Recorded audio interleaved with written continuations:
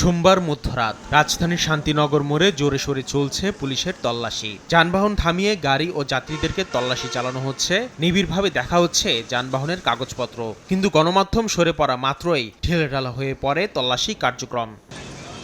সাম্প্রতিক সময়ে দেশব্যাপী অপরাধের মাত্রা বেড়ে যাওয়ায় সন্ধ্যা থেকে আইন শৃঙ্খলা বাহিনীর তৎপরতা বৃদ্ধির ঘোষণা দেন স্বরাষ্ট্র উপদেষ্টা। এরই ধারাবাহিকতায় রাজধানীর মূল সড়কের বেশ কিছু পয়েন্টে তল্লাশি চৌকি দেখা গেলেও অলিগলি ছিল প্রায় ফাঁকা, নেই কোনো টহলও। অপরাধের অন্যতম হটস্পট রাজধানীর মোহাম্মদপুরেও একই চিত্র।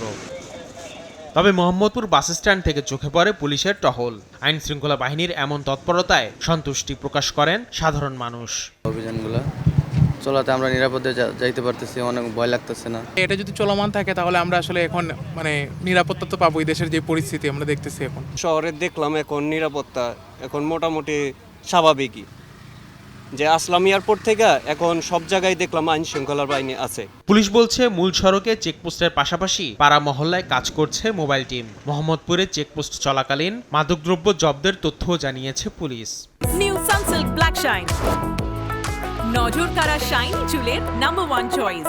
ছিনতাইকারী অন্য কোনো সন্দেহভাজন ব্যক্তি যাতে এখানে রাতের বেলা কোনো অপরাধের কার্যে লিপ্ত না হয় বা কোনো অপরাধী কোনো অপরাধ কর্মকাণ্ড করে এখান থেকে পালিয়ে যেতে না পারে, সাধারণ জনগণ যাতে নিরাপদে বাড়িতে ঘুমাতে পারে, জনজীবনের যেন স্বস্তি ফিরে আসে, এটার জন্য আমরা এই চেকপোস্টগুলো এখানে কার্যকরী ব্যবস্থা নিয়েছি। অপরাধের মাত্রা কমিয়ে স্বস্তি ফিরিয়ে আনতে আইন শৃঙ্খলা বাহিনীর কার্যক্রম আরও জোরদার করার তাগিদ সাধারণ মানুষের। আসিফ মোহাম্মদ সিয়াম, সময় সংবাদ, ঢাকা।